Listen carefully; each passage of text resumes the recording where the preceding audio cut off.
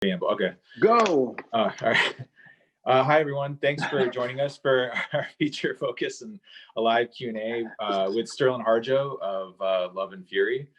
This will be on demand until midnight on Monday, October 26th. We'll be taking some questions from our viewers as well, so be sure to ask your questions in the chat. I'd like to thank our presenting partner, Crave, and our screening partner, Resolution Pictures. My name is Adam Piron. I'm one of the guest programmers for imagineNATIVE this year, and joining me today is director Sterlin Harjo. Hey, Sterlin, how's it going? Hi, how's it going? Where are you calling from? imagineNATIVE. I'm here from Tulsa, Oklahoma, our new reservation land. Just here in Tulsa. It's cold. Yes. Where are you? You're not in Canada. No, I'm in Riverside, California, Southern California. Yeah. I wanted to start off real quick too, because I think formally, I think your film's different than a lot of the stuff you've done before. In some ways, you've sort of hopped between both doing like straight narrative dramas and then also like documentaries as well too. Mm-hmm. But I think the one thing that like kind of ties all those together and this film is like there's always kind of like a real sort of what I'd call like kind of a hangout quality to your films. Like it just always kind of feels like you're inviting people to like hang out with you and stuff. And I feel you accomplish this a lot with this film in particular because they happen to be a lot of like friends of yours. Mm-hmm. I was wondering how, first off, I guess, how did you decide who you were going to sort of profile in this? And then how did you figure out how to sort of like weave it all together? Yeah, there's definitely a hangout quality to all my films, but what happened was I knew Micah P. Henson's brother, who's the head of the Chickasaw language program, Joshua Henson, and he had brought up that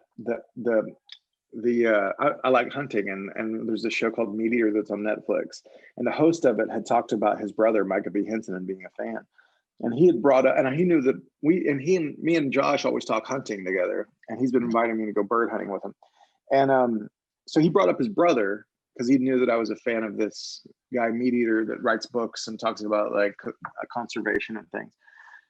And so I was like, well, who's your brother? And I started looking Micah up, and I really just kind of fell in love with his music, and also just the fact that I didn't know about him. I'd never heard of him, and he was a Chickasaw musician in northern Texas. And so that's kind of what kicked it off. And then I thought of my friend, at first it was going to be Penny Hill, Micah P. Henson, Haley Greenfeather, and then Chanupa Luger.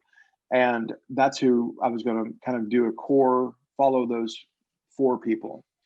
But then, I know so many artists, and there's so many artists that are connected with him. I started thinking like, well, what if there were like, sort of transitional moments of music and performance and things like that. And so then it just started growing and growing and growing. And, and the more that I hung out with people, the more I would like kind of include them in. And the whole idea was to kind of let it organically grow into who is around and who do I run into. And part of it was also that I wanted to turn this into a series. And so the idea was some of the people that were in the more transitional bits, I would like follow them in another episode, where I would like follow Laura, or I would, even like Maria Hupfield's like makes a brief cameo in one panel that we do. And it was like, I could break off and follow them, and then I could go to different regions and whatever.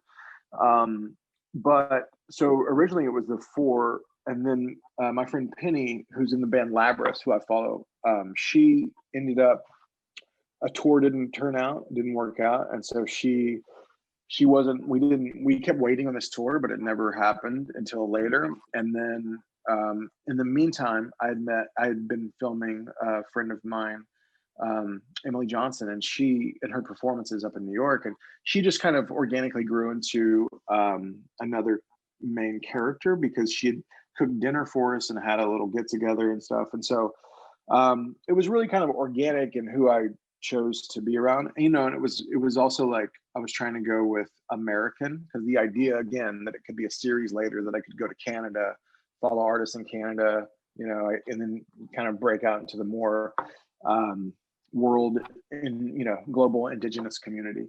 But yeah, I think that like the hangout factor too, it was like you know, I'm a big fan of like Les Blank documentaries, and I think I just got used to shooting a certain way, which is a lot of documentaries right now, especially short documentaries where you shoot sit down interviews and then you shoot slow motion B-roll to cover that interview, which is still cool and it's good and I'll still do it, but I just kind of been doing it a lot. And I wanted to try a different form of documentary. And I was just into, you know, A Poem as a Naked Person, Les Blank's documentary about Leon Russell, which a lot of it was shot here in Tulsa. And his things with like Lightning Hopkins, the short docs that he did, and just kind of how he captures a time. And I just felt like we're in this period of like this amazing sort of renaissance that's been building for a long time.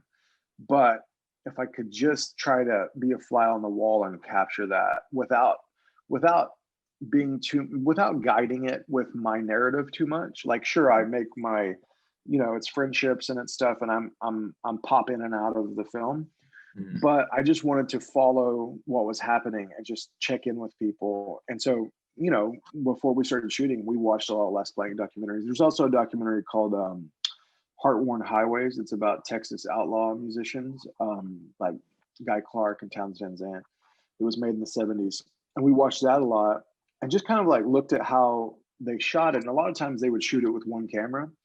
And when you shoot with one camera, you are looking, when you shoot with one camera, you shoot safer than not safer, but you make sure to get the shot more than if you have a backup on the other side of the room. You know that you can always cut to that camera.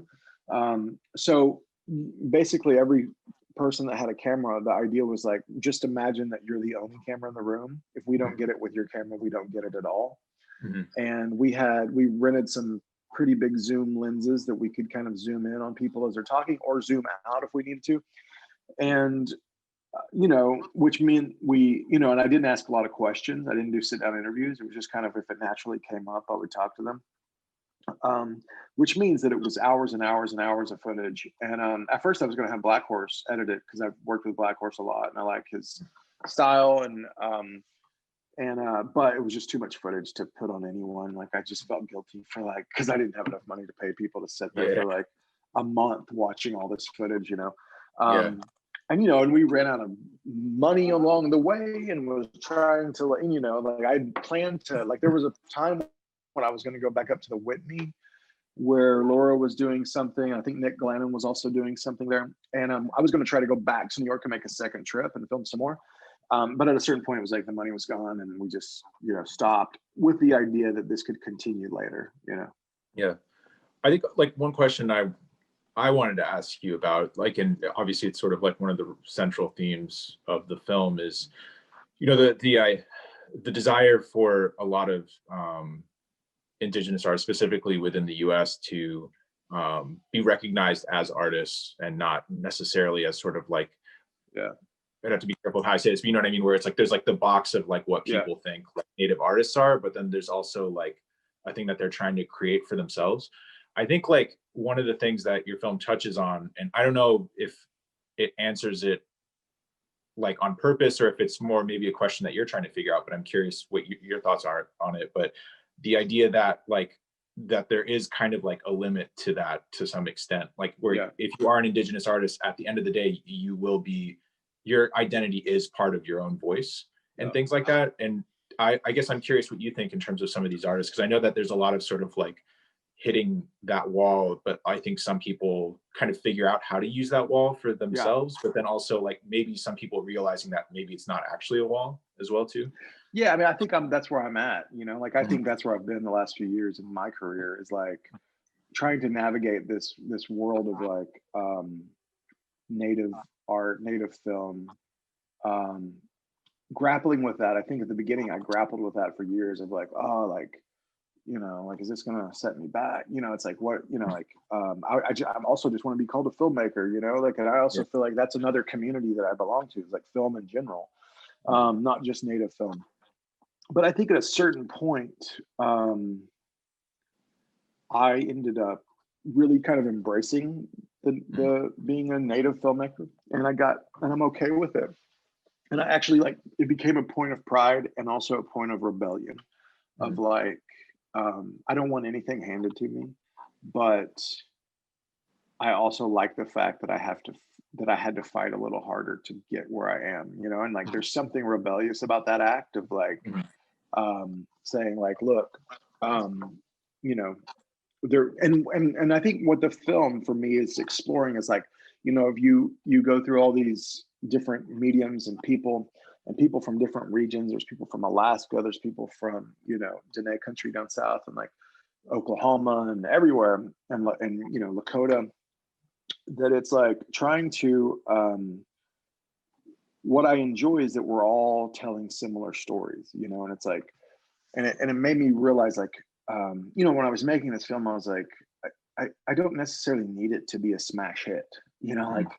like that's okay. Cause a film like this almost is better in 10 years when you get to reflect back on this moment that was happening. And I think what's happening right now is we are all rewriting being native, rewriting the narrative of being native artists, but under our own terms and under our own rules, Mhm. which kind of is us, you know, taking it back and uh, sort of reappropriating it for ourselves to where it's ours now. Like this is ours, and we can be proud of it.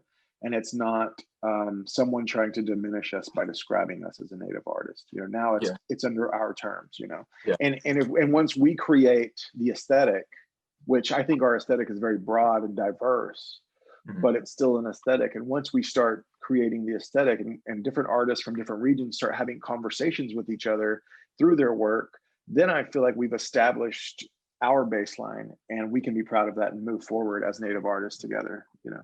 Yeah. Well, I think it's also too that dynamic where it's kind of a reaction of like I think early native artists that out of like just a I mean, I think that there's a mix of two things. There's kind of the thing of like some people that were doing it out of like pure survival and Yeah. some people that chose not to do that and to go a different way as well too, because it's not like everybody was doing that. But I think also Yeah. it's very much the idea of being very conscious of doing it for like native people that are like just like yourself rather than Yeah. kind of and it's like it's nice to have the stuff outside, there's like nothing wrong with that, but Totally. it's yeah Well, it's yeah. I mean, it's a weird. I mean, it's like a beautiful thing, and it's also something that we've had to grapple with, which is Mhm. like, you know, there is this. There was the commercial side of native art, which got pushed, and it was sort of guided by non-native people Mhm. and collectors Mhm. and rich white people with money. You know, it was like so that helped guide where we go. But once we break through that, you know, it's still we still have to make a living, but like we now guide where we go and they can follow us or not, you know, like Mhm. they can come along. And as soon as you take something from people and you're like, no, this is ours and we're going to move on, I feel like it makes it even more valuable, you know? Mhm. So I still feel like we are in this place where it's about survival and it's about, you know, it's about making a living, but it's on our terms, which is like that's where the dial has turned. I feel like it's like that's Mhm. what's different from some of the artists that we looked up to growing up. Is like they had to really grapple with like, and even when I was young, you know, it was like I heard a lot of like, oh, you're not like that's not native, you know. And I was Yeah, like, but it's like about a family, a native family in Oklahoma, you know. Like, what are you talking yeah, about? Like, yeah, but it's not like native, you know. yeah, It's like, yeah, well, what is that, you know? So yeah. I feel like it's a bit of like, you know, wiping the sort of the slate clean and you know, washing all of that past off and then reemerging and kind of rebuilding who we are and Mhm. under our terms. And so, you know, and there's nothing to say. And even in the film, you know, the some of the artists that are talking about that older work that was kind of straight up for, you know, survival and money, like they're not dissing that art. You know, it's a part of our history. It's a part of our story. And I Mhm. think some of our best artists were people that had to deal inside of that. You know, I mean, Mhm. like I think of like Jerome Tiger, who died at 26, who was a Muskogee Creek artist, who, you know, his conversations in his work are definitely conscious of the fact that it's about how non-natives are viewing us, but he's altering it and trying to show a different perspective, more of his people. So, but he's still in that old conversation, you know, and so for me, it's like, even the people that were like, you know, we had to make money and people had to, you know, love to be successful back then. It doesn't diminish any of their work. To me, it only makes it kind of a bigger story, and kind of a more colorful, beautiful story of native art. But I just feel like right now is the time for me to make something. And it really was just like me celebrating my friends that I just think are so interesting, you know. And it was like, wow, what if we put all of them together and one big conversation is happening? And sometimes it's just that conversation's only happening out of music or out of performance or out of, you know, a glimpse or whatever, you know. And like, there was only a year that we had to film this. So, and it wasn't like I had the money to always be shooting. It was like 5 trips, you know, shooting. And we just tried to cram a lot. And, you know, I think that it was time to kind of just do something that I felt like it was on our terms. It was kind of, I wanted to do something kind of punk rock that didn't have to, like, we didn't have to give a history lesson for you to enjoy it, but there is subtext and there is historical context within there, each person's work. And some people talk more about it, and some people talk less about it. But I just wanted to present it and throw it out there for people, and let them decide, and let them have, just kind of like try to express this feeling that I have, which is love, and like kind of being in awe of a lot of these artists and their work. And you know, it's like, part of me wants to be a performance artist. I mean, like, I'm such a disgruntled like musician, you know, like I wish I was just like, if I could trade it in, you know, I would do it.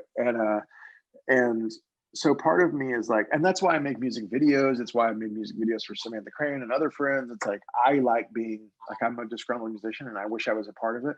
And it's the only way I have to be a part of it. And this world that I was filming, this sort of art world, I'm on the sort of periphery of it, you know, because I'm also dealing in entertainment and whatever. And like, and it's just a different animal, film industry. But I was able to feel like I was a part of this collective of artists that I love just by making a film about them, you know. So that's a big reason why I did it. Cool. Yeah, I just want to throw it out there. If anybody has any questions, just to throw it in the chat. We have a couple more minutes. But I think also, like, I think kind of a question going off of that as well too is, I think, you know, I like the idea you were saying of like sort of seeing this as a series, or in some ways almost kind of like the Up series by like Michael Apted or something, where it's like, like, I mean, I think for you, I mean, I think like, if you like, not necessarily that it would have to be like these musicians the next time, but like with that idea of like, in 10 years, where do you think this sort of world, or even like the idea of what a native artist will be? Totally. No, I would love to do that, man. Like that, like, I mean, that's kind of the dream, is like to come back and revisit a lot of these artists and then add new artists. And, you know, at one point I was going to go hang out with Black Belt Eagle Scout, and I was going to hang out with them in Portland and like kind of film them for like a week, you know, and then I was going to follow them on tour, like down in New Mexico at one point with Weed Rat. And it just didn't happen, like, you know, budget, whatever, time, budget. But like, I would love to keep continuing this conversation and seeing where people are at, and also spending more time with other artists. And I think that's what I, you know, love to do. It's tough. It's like, I don't know where this film's going to go, you know, like a pandemic happened, like right as it was like premiering, you know, and it was premiering at Hot Docs. And I was like, oh, wow, like I have a film at Hot Docs. I'm going to go, you know, be a cool documentary filmmaker now. And then it just gets shut down, you know? So like, I don't know what it means for this film, you know? I don't know if there's a place for it. I just think that I would like it to be something that lasts. And for me, it's not like, I don't need it to come out tomorrow. Like I said, like it could be something that comes out in 10 years. And how cool would that be if I had 4, you know, 2 or 3 other films that were the same artists or similar artists or some of the same artists that I just keep checking in with. You know, I'd love to do that. Yeah. And I'm going to pretend that's my idea, Adam. And no worries, you can take it. It's documented here, so you gotta. No, but I guess a question I have for you though too is like, I mean, going off of that, like, where do you think, like, seeing that like the sort of the idea of a native artist has swung this way in probably the last like 10, 20-ish years.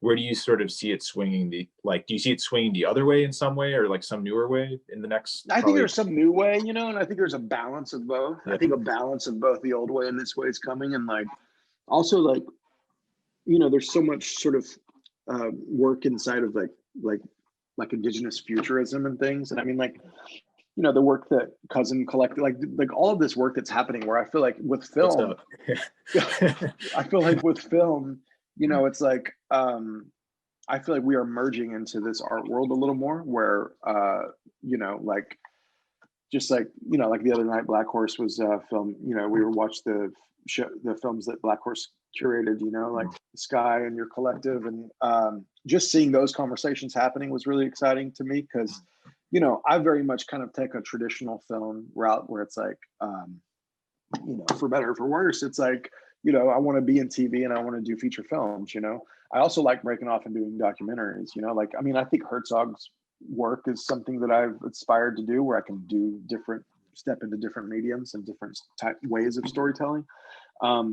But it's really exciting for me to see the form of film and the sort of contemporary art world and how they are merging, and some of those conversations that are happening inside of these films and around these films that is very different than when I first started, you know, which is exciting to see where that develops for me. You know, I feel like there's going to be a lot of multi-medium sort of artists that are young right now that are coming up. They're going to see all these artists and everything they do, and they're going to be able to do films. They're going to be able to paint. They're going to be able to do performance and all of this stuff. So that's kind of how I see it, as like the youth sort of, you know, I mean, who knows what's going to happen? They're going to do everything. Cool. We do have one question from the audience. They're asking what's up next for you, and also what, you know, do you have a website or anything like that for this, or any social handles? Yeah, I mean, there's like Sterlin Harjo on Instagram, and then there's sterlinharjo.com, which I need to update. I'm going to do that soon. And then there is Love and Fury. It's got a website, I think. And then there's a trailer. There's a settlement. I wish I had wrote all those down. But you know, I'll have stuff on my Instagram. And what's next is currently just finished a pilot that for a show that Taika Waititi and I created called Reservation Dogs. It's shot here in Oklahoma. He and I wrote him and produced him. I directed the pilot recently, and you know, we're wrapping that up right now. Hopefully we'll be filming the rest of that show, and there will be a native TV show on FX very soon. Cool. Yeah. Cool. With that, thank you everyone for joining today. Join Darlene Ponce, who will be hosting the next Short Focus and live Q&A at 4 p.m. Eastern Standard Time, all on this platform. Also, just a reminder to vote for your favorite feature film and short film for the 2 Audience Choice Awards. You can vote on the festival website under the tab Vote Here. If you have any difficulties, there's a handy help button as well, and imagineNATIVE online staff and volunteers are happy to help. Thanks so much, Sterlin, for joining us, and thanks everyone for tuning in. Thank you.